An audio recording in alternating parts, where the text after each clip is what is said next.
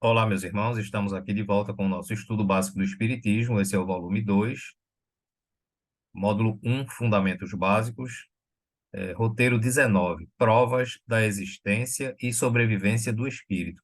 E, na sequência, essa é a aula de número 115. Bom, nas últimas aulas, né, quem está acompanhando aqui o nosso estudo, nós temos informado sobre esse serviço, né, que a nossa instituição, Legião dos Servos de Maria, né, o Núcleo Espírita Legião dos Servos de Maria, ele vem proporcionando, tá? Nós temos uma equipe de voluntários, tá, que se propuseram a fazer esse serviço, esse atendimento fraterno online, tá? Para todas aquelas pessoas, espíritas ou não, que estejam necessitando de alguma orientação, tá? Então, como diz aqui, que é um canal destinado ao atendimento fraterno à luz do Espiritismo, para todos aqueles que necessitam de algum tipo de esclarecimento ou apoio emocional e espiritual. Então, se você estiver necessitando desse tipo de ajuda, ou se quiser apenas conversar com alguém, é só nos procurar, tá? Aos interessados, basta apenas se inscrever no canal através do link abaixo e solicitar o atendimento. Nossos atendentes entrarão em contato assim que houver disponibilidade. E o importante, não é? Nosso atendimento é pessoal, sigiloso e totalmente gratuito, tá? Então, esse é um serviço que se faz dentro das casas espíritas e que a nossa instituição está trazendo, né, de forma online para as pessoas que, por algum motivo, não podem se deslocar a uma casa espírita, tá certo? E uma coisa que eu gosto de sempre lembrar é que isso não é um tratamento espiritual, tá certo?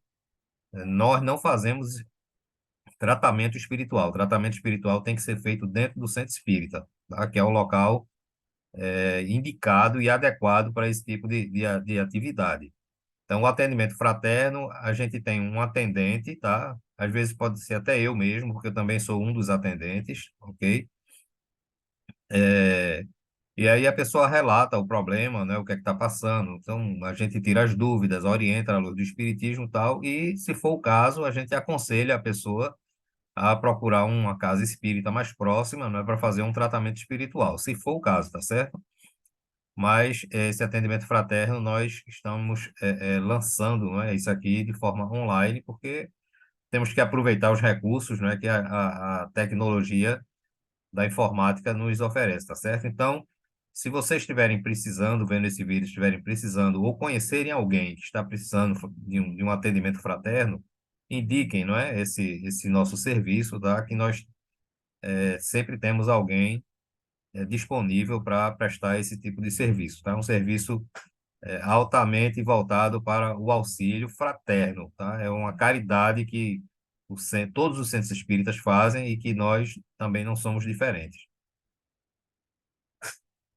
Bom, nós, nessas últimas aulas, nós estamos falando sobre o espírito, né? Já vimos como é que o espírito foi criado, nós já vimos a forma de se identificar os espíritos, né? De como se um espírito é comunicante, é mistificador, se ele é inferior, se é superior, enfim.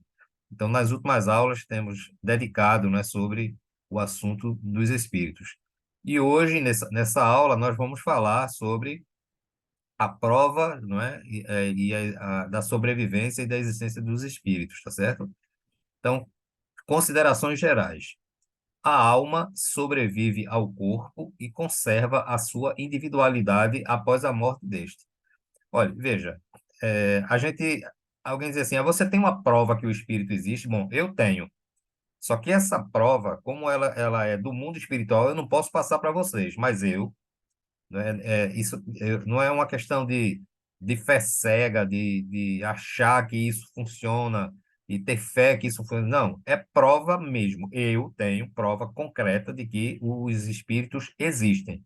Agora, como eu falei, eu não tenho como passar essa prova para vocês, tá? Então, isso é uma coisa de cada pessoa. Eu estou me dirigindo aqui a essas pessoas que estão começando, que estão vendo esse vídeo, não conhecem o espiritismo, tá? Porque os espíritas eu já sei que não precisam disso, tá?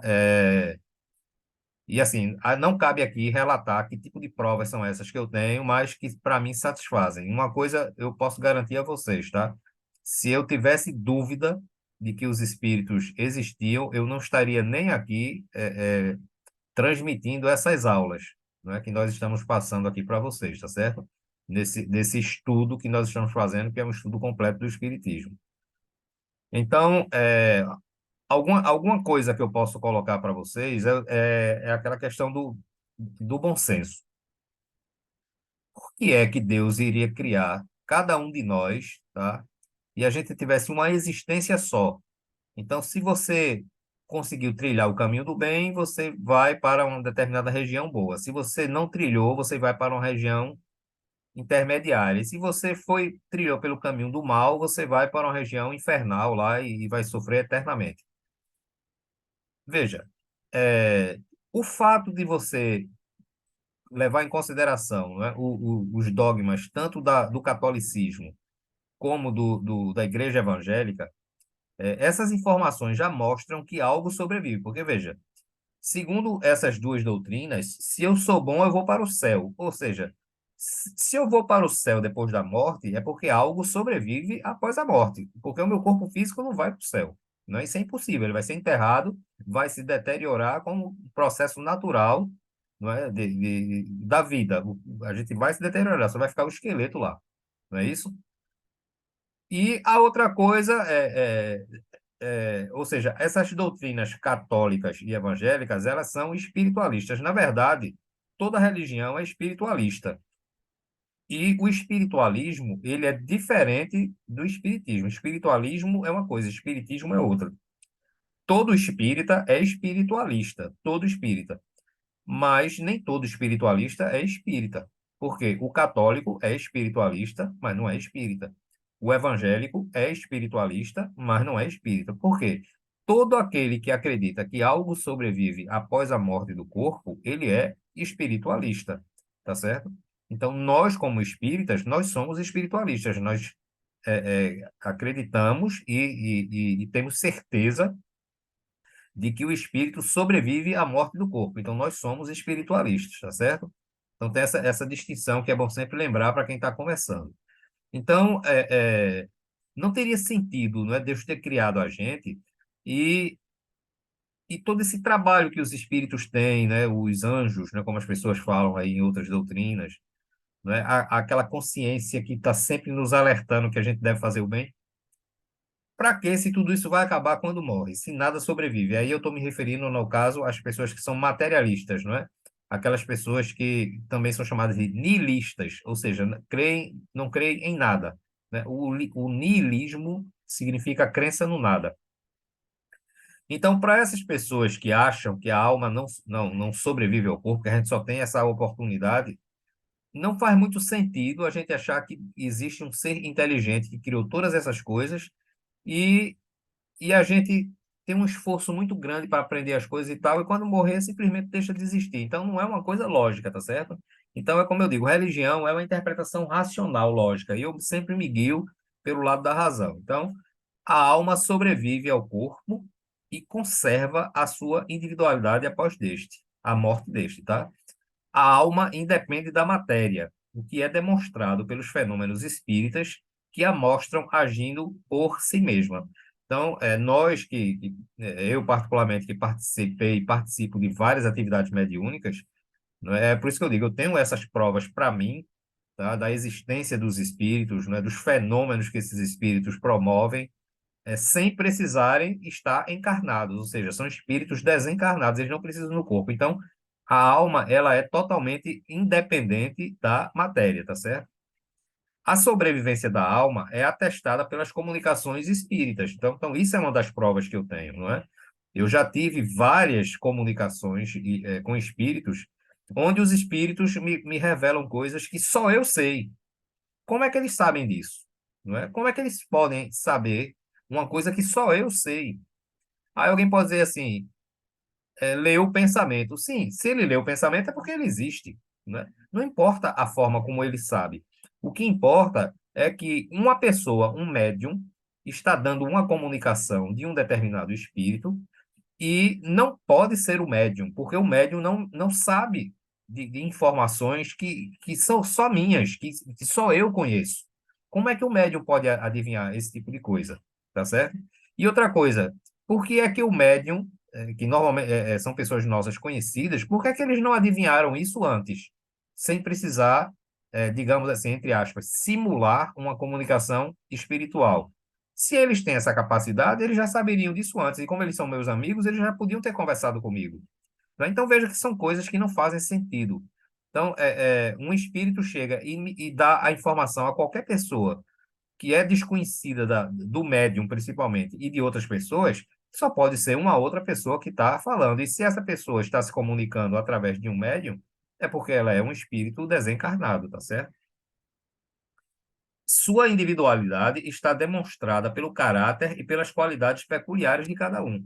Além disso, não é? Além desses espíritos nos revelarem informações que só nós conhecemos, que isso é uma prova, não é? Cabal. Quando você conhece a pessoa que desencarnou, tá certo? E ela se comunica, à medida que você conversa com ela, você identifica que é aquela pessoa, porque você a conhece perfeitamente. Né? Isso também é uma prova de que o espírito está ali, não é que ele sobreviveu após a morte do corpo físico, tá certo?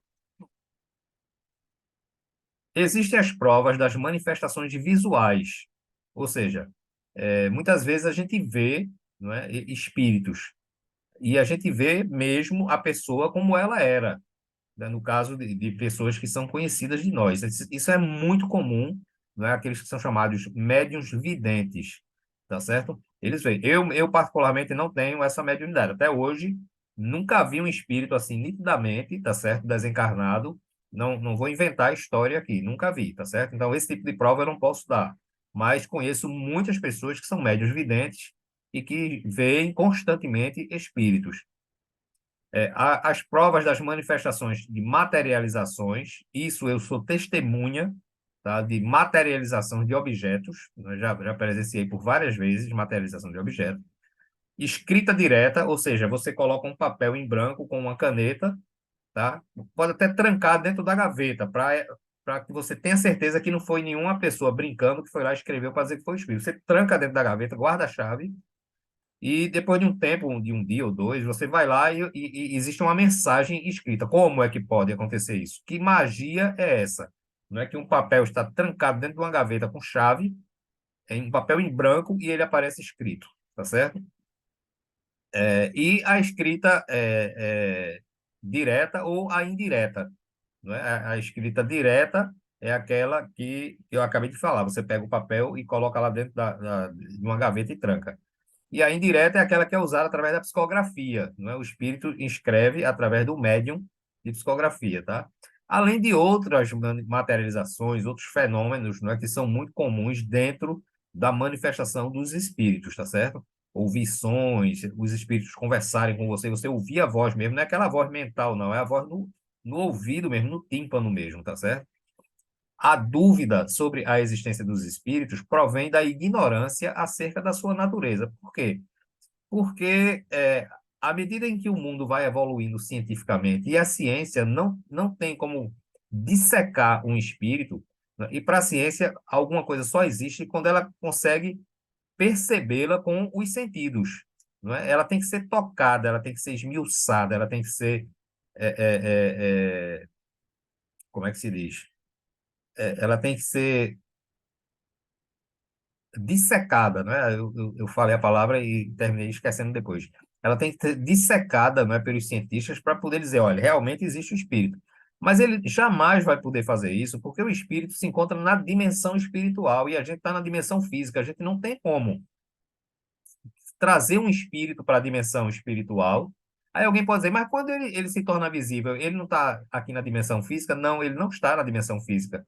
Espírito nenhum sai da dimensão espiritual para vir para a dimensão física. É o contrário. Nós é que, através das nossas faculdades mediúnicas, nos desdobramos e vamos ao mundo espiritual.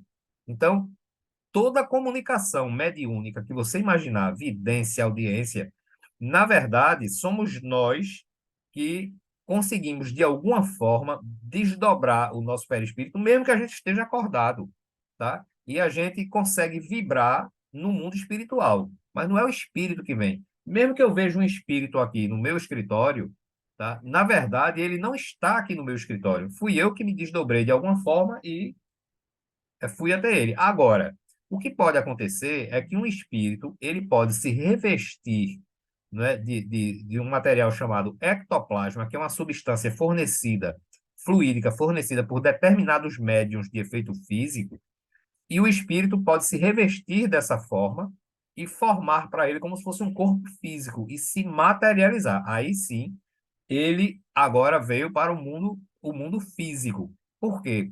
Na verdade, ele não veio, não é? Ele está usando um material que o médium cedeu a ele. Desculpa aí, pessoal. Essa gripe é forte.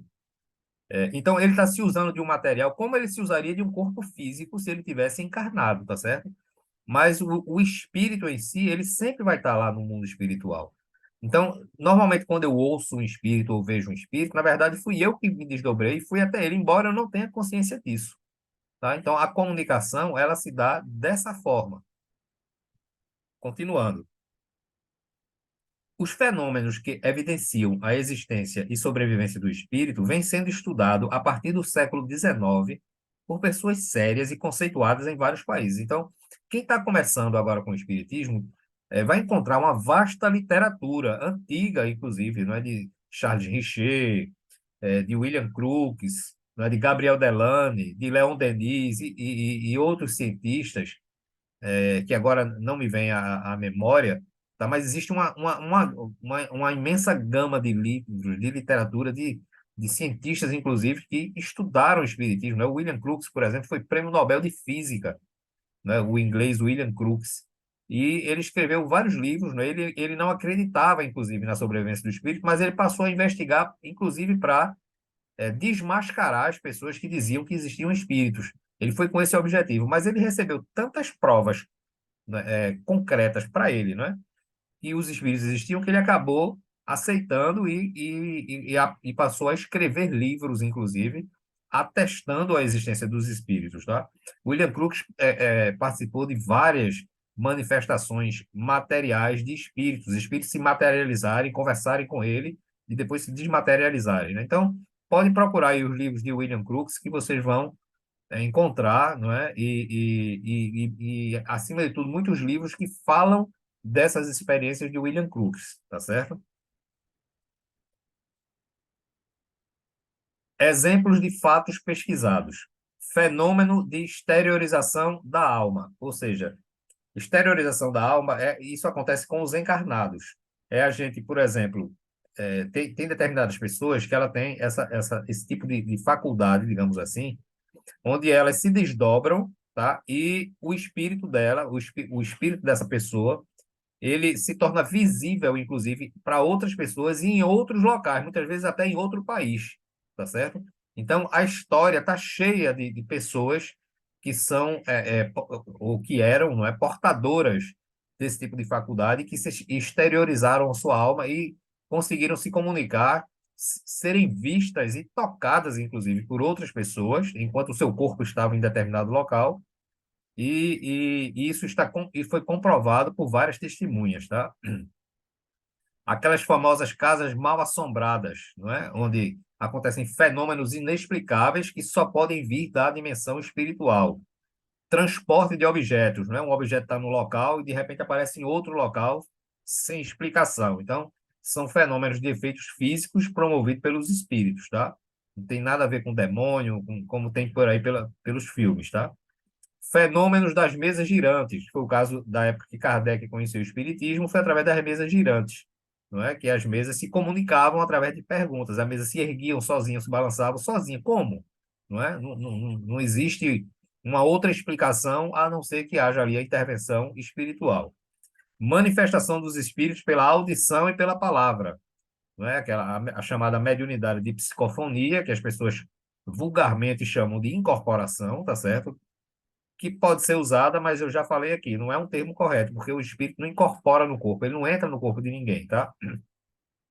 A mediunidade da audição, onde você escuta com os seus ouvidos, não é a escuta mental, onde você escuta os espíritos falando como se fosse uma pessoa que estivesse junto de você, tá?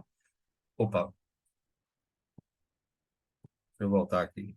Aparições e materializações de espíritos, né? Já citei aqui que a história está cheia de casos inclusive na Bíblia.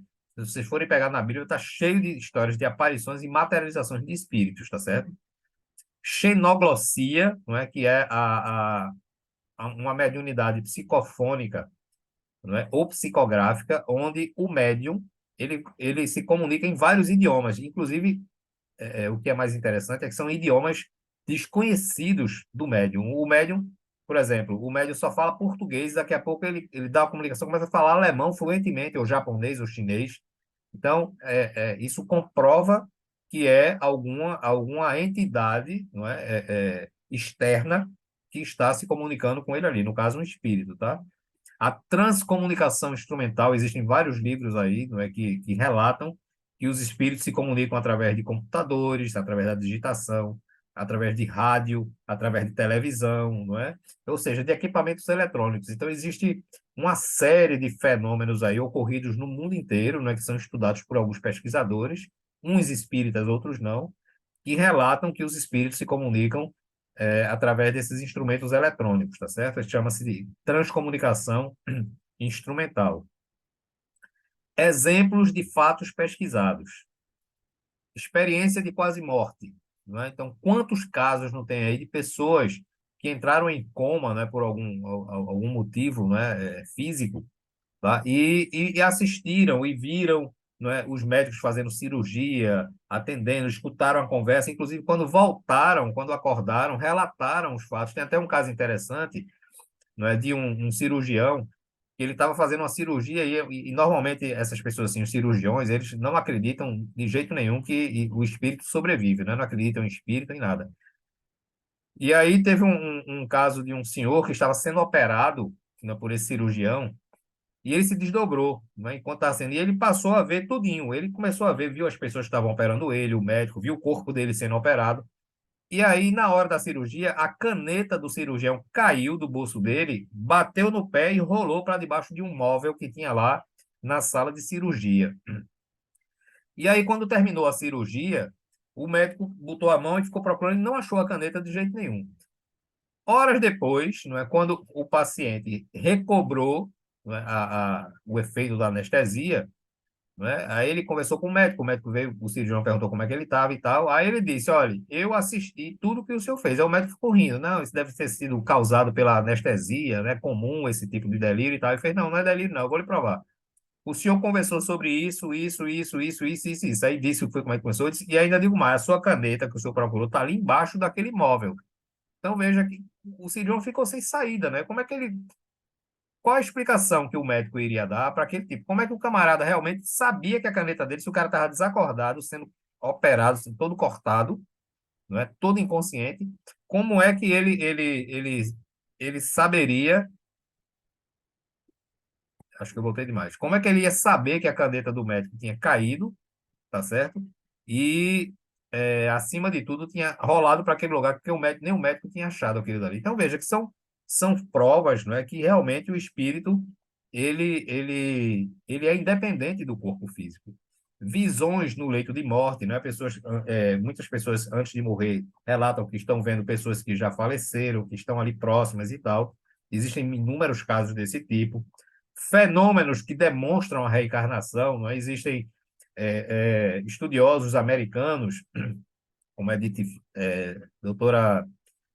aquele Dr. Raymond Moody Jr., né, como Edith Fiore, como eu esqueci agora o hindu, tem um psiquiatra hindu que faz estuda, inclusive escreveu vários livros sobre constatação de reencarnação, ou seja, de crianças que disseram, relataram, não é, que tinham tido outra existência em tal lugar, que se chamava tal, que foi casado com tal, e é Dr. Barnigi, lembrei agora, tá? E, inclusive, levou o Dr. Barnigi lá no local, mostrou onde era a casa, disse por dentro como era a casa, assim, a esposa dessa pessoa, essa criança, a esposa dessa pessoa, segundo ele dizia, da encarnação anterior, continuava viva. Chamaram ela, ele conversou com ela particularmente e ela disse: olha, eu não sei se ele está mentindo ou não. Agora, tudo o que aconteceu entre mim e meu ex-marido falecido, ele sabia. Como ele sabia, eu não sei. Então, veja, são fatos, não é, que comprovam que a reencarnação ela é realmente um fato que existe, tá certo? Aliás, sem a reencarnação não tinha como a gente acreditar na justiça de Deus, tá? Comunicações que provam a identidade do comunicante, é aquilo que eu falei, não é? Você conversa, você conhece a pessoa, quando você conversa com ele, você vê os trejeitos, a forma de falar, não é? As frases que usam, até às vezes o timbre de voz, tem determinados médios que conseguem transmitir daquela pessoa comunicante. E outros fatos, não é, que comprovam que realmente o espírito é imortal. Então, com isso a gente encerra, não é, essa aula de hoje. São as provas, não é, da existência e da sobrevivência dos espíritos, tá? Existe muito material que vocês podem pesquisar, tá certo? Tanto na internet como em livros, não é, dentro das casas espíritas, né? Nas bibliotecas, nas livrarias, e que vão trazer, não é, fatos que realmente comprovam que o espírito sobrevive. E graças a Deus que sobrevive, né? Porque se a gente só tivesse essa existência e quando morreu acabou tudo, é melhor seguir a ideia desses materialistas mesmo, aproveitar a vida enquanto pode, porque depois não tem mais jeito, não é? Mas a gente sabe que a coisa não funciona dessa forma. Perderemos o nosso corpo físico, como já perdemos outras vezes, não é um processo natural, e continuaremos vivos em essência espiritual até que um dia estejamos preparados para novamente reencarnar, assumir o novo corpo, continuar, e assim vai, progredindo sempre, como diz Allan Kardec, porque essa é a lei, tá? Então, aqui eu deixo o meu contato para qualquer dúvida, qualquer comunicação que vocês queiram dar através desse e-mail, eu respondo com certeza, tá? E aqui também é o endereço do nosso blog, para quem tiver interesse em ver lá matérias que nós publicamos com uma certa frequência, tá? Então, um bom dia para todos, que a paz do Senhor fique com todos nós.